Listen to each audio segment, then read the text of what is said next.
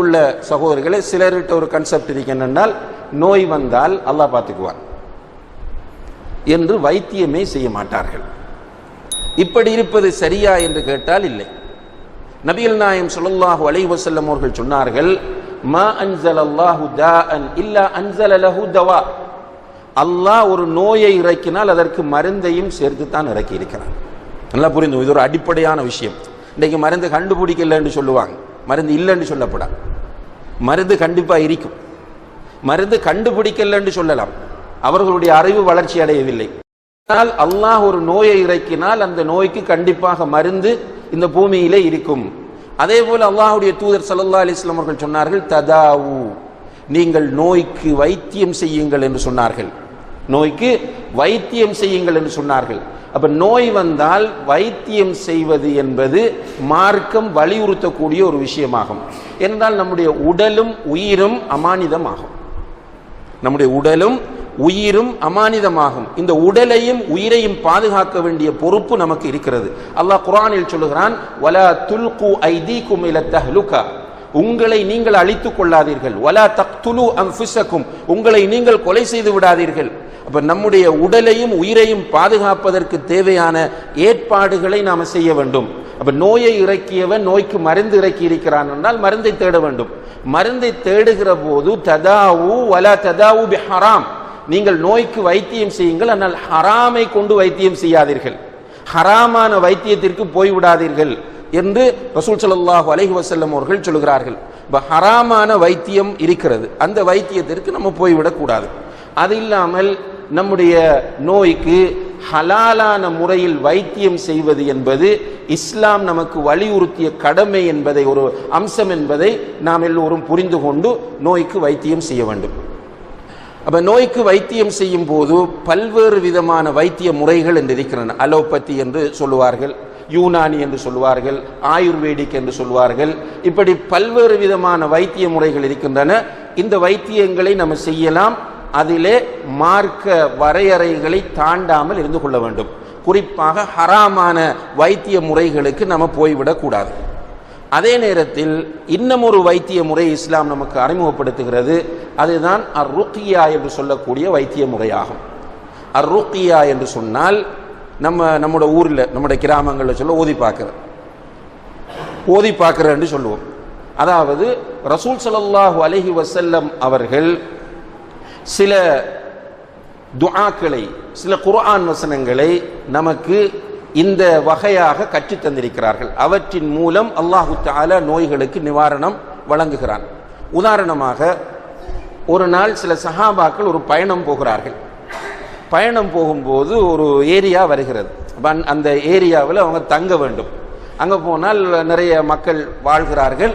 அவர்களிடம் போய் சொன்னார்கள், நாங்கள் இப்படி ஒரு பயணம் போகிறோம், இன்றைக்கு நைட்டுக்கு உங்களோட ஊரில் உங்களோட இதில் நாங்கள் தங்குறோம், எங்களை விருந்தாளிகளாக ஏற்றுக்கொள்ளுங்கள் என்று சொன்னார்கள். அப்போ அந்த ஊர் மக்கள் இவர்களை ஏற்றுக்கொள்ளவில்லை, விருந்தாளிகளாக ஏற்றுக்கொள்ளவில்லை. அப்போ இவர்கள் வெளியே வந்து அந்த ஊருக்கு பக்கத்திலே ஒரு இடத்திலே கேம்ப் அடித்து அதிலே தங்கி கொண்டிருக்கிறார்கள். அப்படி தங்கி கொண்டிருக்கும் போது திடீரென நடுநிசியிலே அந்த ஊரில் உள்ள சிலர் ஓடி வருகிறார்கள். ஓடி வந்து சொல்கிறார்கள், எங்களுடைய ஊர் தலைவருக்கு ஒரு விஷ ஜந்து தீண்டி விட்டது, நாங்கள் எங்களால் முடியுமான ட்ரீட்மெண்ட் செய்து பார்த்தோம், அவருக்கு குணம் கிடைக்கவில்லை, அவர் உயிருக்கு போராடி கொண்டிருக்கிறார், உங்களிலே அவருக்கு வைத்தியம் செய்வதற்கு யாராவது இருக்கிறார்களா என்று கேட்டபோது ஒரு நபித்தோழர் சொன்னார், நான் வைத்தியம் செய்வேன் அல்லாஹ்வுடைய உதவியால். ஆனால் நாங்கள் எங்களை கெஸ்டாக, உங்களுடைய விருந்தாளியாக ஏற்றுக்கொள்ளுங்கள் என்று சொன்னபோது நீங்கள் ஒரே அடியாக முடியாது என்று எங்களை திருப்பி விட்டீர்கள். இப்போது நாங்கள் வருவதாக இருந்தால் நீங்கள் குறிப்பிட்ட எண்ணிக்கையிலான ஆடுகளை எங்களுக்கு தர வேண்டும், அப்படி தருவதாக இருந்தால் வருவோம் என்று சொல்லுகிறார். அப்போ அவங்களுக்கு தலைவரை பாதுகாக்க வேண்டிய தேவை இருக்கிறது. எனவே அவர்கள் சொல்லுகிறார்கள், வாருங்கள், நாங்கள் நீங்கள் கேட்பதை விட அதிகமாக ஆடு தருகிறோம் என்று சொல்லி அழைத்து சென்ற போது இவர் என்ன செய்தார் தெரியுமா? நடந்தது விசஜந்து தீண்டியது. விசஜந்து தீண்டினால் நம்முடைய கற்பனை எப்படி இருக்கும்? அந்த இடத்தை வெட்டுவாங்க, அல்லது அந்த இடத்தை பிளாக் பண்ணுவாங்க, இரத்த ஓட்டங்களை, இப்படித்தான் நம்ம யோசிப்போம். இவர் என்ன செய்தார் என்றால், போய் அவருக்கு பக்கத்திலே உட்கார்ந்து அல்ஹம்து சூரா இருக்கிறது, சூரத்துல் ஃபாத்திஹா, அதை ஓதி அவருக்கு துப்பினார். அவருக்கு அந்த தேள் கடித்த இடத்தில் துப்பினார், அவருக்கு குணம் கிடைத்தது. அல்லாஹ் அக்பர். அதற்கு பிறகு அவர்கள் சொன்னபடி நிறைய ஆடுகள் கொடுத்தார்கள். ஆனால் சஹாபாக்கள் சொல்லிட்டாங்க, இது ரசூலுல்லாஹி அலைஹி வஸல்லம் அவர்களிடம் கேட்காமல் நம்ம பயன்படுத்தக்கூடாது என்று. பிறகு ரசூலுல்லாஹி அலைஹி வஸல்லம் அவர்களிடம் வந்து செய்தியை சொன்னபோது ரசூலுல்லாஹி அலைஹி வஸல்லம் அவர்கள் அவரிடம் கேட்கிறார்கள், இது இப்படி ஒரு ருக்கியா, நோயை குணப்படுத்தக்கூடிய ஒரு சூரா என்பது உனக்கு எப்படி தெரியும் என்று கேட்டுவிட்டு, எனக்கும் அந்த ஆட்டில் ஒரு பங்கை கொடுங்கள் என்று சிரித்துக் கொண்டு சொன்னார்கள். அப்போ சூரத்துல் ஃபாத்திஹாவை ஓதினால் பாருங்க, விசஜந்து திண்டினாலும் குணமாகும். இப்போ இப்படியான சில துஆக்களை ரசூலுல்லாஹி அலைஹி வஸல்லம் அவர்கள் கற்றுத் தந்திருக்கிறார்கள். இங்கே என்ன முக்கியம் என்று கேட்டால், பொதுவாகவே மருத்துவத்தில் சொல்லப்படக்கூடிய ஒரு அடிப்படை என்னவென்றால், ஒரு நோயாளிக்கு மருந்து 30-35 வீதங்கள் தாக்கம் செலுத்தும், 65-70 வீதம் நோயாளியுடைய நம்பிக்கை தான் பாதிப்பை ஏற்படுத்தும். இது மருத்துவத்தில் ஏற்றுக்கொண்ட ஒரு விஷயமாகும். மருந்தினுடைய எஃபெக்ட் வந்து 30-35 வீதம் தான், மற்றதெல்லாம் வந்து நோயாளியுடைய நம்பிக்கை. அதனால தான் நீங்கள் பார்க்கலாம், நம்முடைய வீட்டில் நமக்கும் கூட அப்படி ஏற்படலாம். பெண்கள் என்ன செய்வாங்கண்டா, காய்ச்சல் வரும், அந்த டாக்டர்கிட்ட போனால் தான் சோகம்னு சொல்லுவாங்க. ஆனால் எல்லார்கிட்ட காய்ச்சலுக்கு போனால் என்ன கொடுப்பாங்க? பேராசிட்டமோல் தான் எல்லாரும் கொடுக்க போகிறாங்க. அது முழு டாக்டர்ஸும் வித்தியாசமான குளிச்சு எதுவுமே கொடுக்க முடியாது. சும்மா நோமலாக 3 நாளைக்கு சாதாரணமாக காய்ச்சலுக்கு அவர்கள் அதைத்தான் கொடுப்பார்கள். எல்லா டாக்டர்ஸும் ஒரே விதமான மருந்தை தான் கொடுப்பார்கள். ஆனால் இந்த நோயாளியுடைய நம்பிக்கை என்னவென்றால், நான் இந்த டாக்டரிடம் போனால்தான் எனக்கு சுகம் கிடைக்கும் என்பது. அப்போ நோயாளியுடைய நம்பிக்கை. அதே நேரத்தில் பாருங்க, இந்த தாயத்து கட்டுறவங்க, அதே போல இந்த தர்காக்களுக்கு போறவங்க, சூனியக்காரர்களிடம் போறவங்க நம்புறாங்க என்னன்னா அங்கே போனால் சுகம் கிடைக்கும். அதே நேரத்தில் சூரத்துல் ஃபாத்திஹாவை ஓதினால் சுகம் கிடைக்கும் என்று இன்னும் நம்ம நம்பல. இதுதான் பிரச்சனை. அல்லாஹ்வோட உதவியால் நீங்க பிராக்டிஸ் பண்ணி பாருங்க, சுகம் கிடைக்கும். இமாம் இப்னுல் கய்யிம் அல் ஜௌசியா ரஹிமஹுல்லாஹ் என்கிற ஒரு அறிஞர், இமாம் இப்னு தைமியாவுடைய மாணவர், அவர் ஒரு அற்புதமான புத்தகம் எழுதியிருக்கிறார், அத்திப்புன் நபவி என்று. அது இங்கிலீஷில் ப்ரொஃபெட்டிக் மெடிசின் என்று மொழிபெயர்க்கப்பட்டிருக்கிறது. நபி ஸல்லல்லாஹு அலைஹி வஸல்லம் அவர்கள் கற்றுத்தந்த மருத்துவம் என்று சொல்லி அந்த புத்தகத்திலே அவர் குறிப்பிடுகிறார் என்ன என்றால், நான் மக்காவில் பல வருடங்கள் இருந்தேன்.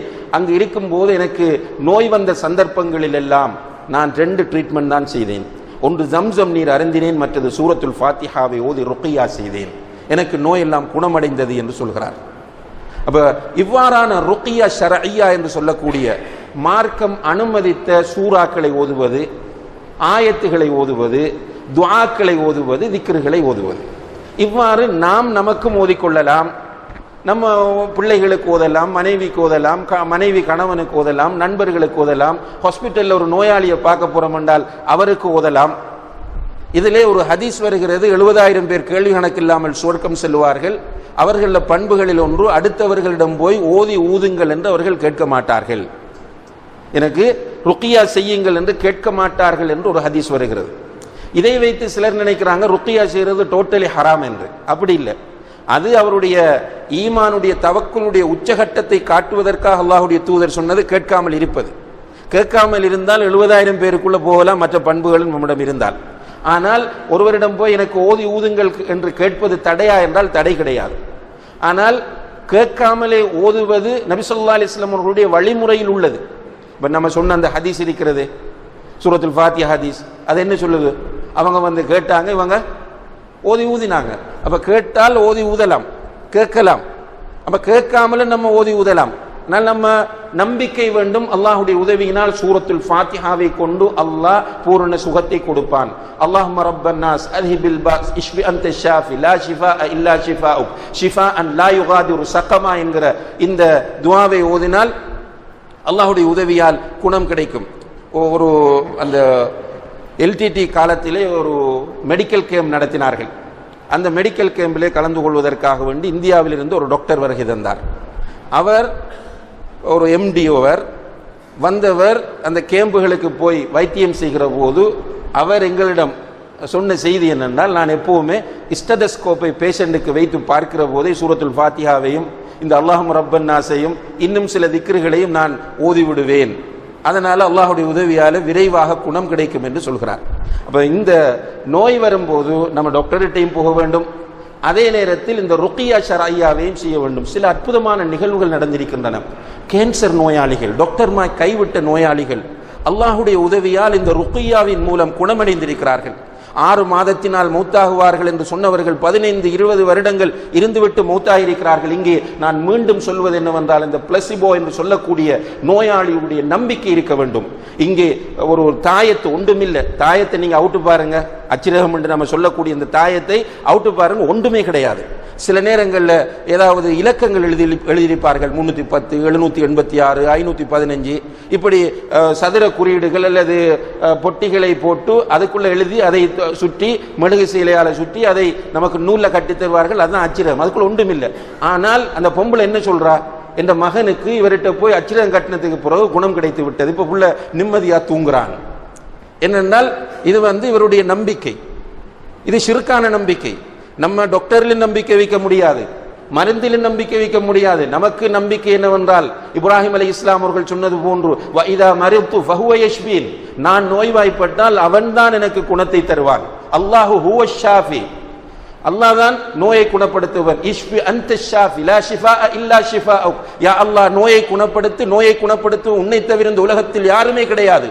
இந்த நம்பிக்கையோடு ஒரு நோயாளி இந்த உலகத்தில் வாழ்வானாக இருந்தால் நிச்சயமாக அவன் மன நிம்மதியோடு வாழ்வான். உடம்புல வருத்தம் இருக்கும், ஆனால் அவனுடைய மைண்ட், அவனுடைய மனம் ரிலாக்ஸ் ஆக இருக்கும். இன்றைக்கு நிறைய நோயாளிகள் மன அழுத்தத்துக்கு உள்ளாகி கொண்டிருப்பதை பார்க்கிறோம். குறிப்பாக கேன்சர் போன்ற நோய்களுக்கு உள்ளாகக்கூடியவர்கள். ஒரு கோணத்தில் கஷ்டம்தான், ஆனால் கஷ்டம் என்பதற்காக வேண்டி அது ஒரு தண்டனை கிடையாது. அந்த கஷ்டத்தை அவர்கள் பொறுத்து கொண்டால், ரசூலுல்லாஹி அலைஹி வஸல்லம் அவர்கள் சொல்லுகிறார்கள், நாளை மறுமையிலே சோதனைக்கு உள்ளாக்கப்பட்டவர்களுக்குரிய கூலிகளை அல்லாஹ் கொடுக்கிற போது, நல்லா புரிந்து கொள்ளுங்க, இந்த ஹதீஸை பாடமாக்கி கொள்ளுங்க, சஹீஹான ஹதீஸ். சோதனைகளுக்கு உள்ளாக்கப்பட்டவர்களுக்கு அல்லாஹ் நாளை மறுமையிலே கூலி கொடுக்கிற போது, சோதனைக்கு உள்ளாக்கப்படாமல் மறுமையிலே வந்து நிற்பவர்கள் கை செய்தப்படுவார்களாம். எனக்கு உலகத்திலே இதைவிட அதிகமாக சோதனைகள் வந்து நான் இரும்பு சீப்புகளால் வாரப்பட்டு அல்லது இரும்பு கத்தரிக்கோள்களால் என்னுடைய நாக்கு உடம்பு வெட்டப்பட்டிருக்க கூடாதா என்று கை செய்தப்படுகிற அளவுக்கு நிலைமை இருக்கும் என்று அல்லாஹ்வுடைய தூதர் ஸல்லல்லாஹு அலைஹி வஸல்லம் அவர்கள் சொல்கிறார்கள். இந்த பொறுமையாக இருந்தால், கடுமையான நோய்களில் வாடக்கூடிய சகோதர சகோதரிகளே, நீங்கள் பொறுமையை கடைபிடியுங்கள். உங்களோடு அல்லாஹ் இருக்கிறான். இந்த உலகத்தில் எவ்வளவு ஆரோக்கியமாக இருந்தாலும், என்ன நிலையில் இருந்தாலும், மேக்சிமம் ஒரு 65-70 வருடங்கள் தான் வாழப்போகிறோம். இந்த 65-70 வருடங்களுக்குள் உங்களுக்கு அல்லாஹ் நோயை தருகிற போது, அந்த நோயில் நீங்கள் பொறுமையை கடைபிடித்து அல்லாஹ் மீது தவக்குல் வைத்து மருத்துவத்தையும் நீங்கள் செய்து கொண்டிருப்பீர்களாக இருந்தால் உங்களோடு அல்லாஹ் இருப்பான். இந்த உங்களுக்கு ஏற்படக்கூடிய ஒரு வருத்தம், ஒவ்வொரு கஷ்டத்திற்கும் அல்லாஹ் நீங்கள் செய்த பாவங்களை எல்லாம் அழிப்பான். நாளை மறுமையிலே உங்களுக்கு உயர்ந்த சுவர்க்கத்தையும் நிறைவான கூலியையும் அல்லாஹ் தருவான் என்பதை புரிந்து கொள்ளுங்கள். எனவே நமக்கு நோய் வருகிற போது, நோயை அல்லாஹுடைய ஒரு கதிர் என்பதை நாம் புரிந்து கொள்ள வேண்டும். நோய் ஒரு தண்டனை இல்லை. நோய் மூமின்களை பொறுத்தவரையில் அது நன்மைதான், அது ஒரு நிஅமத் என்பதை புரிந்து கொள்ள வேண்டும். நோய் ஏற்பட்டால் பொறுமையை கடைபிடிக்க வேண்டும். நோய்க்கு வைத்தியம் செய்ய வேண்டும். வைத்தியத்திலும் வைத்தியமும் செய்யலாம். அதே போன்று மற்ற யூனானி, ஆயுர்வேதிக், சித்தா, இப்படியெல்லாம் எது ஹலாலான வைத்தியங்களாக இருக்கிறதோ அந்த வைத்தியங்களையும் செய்யலாம்.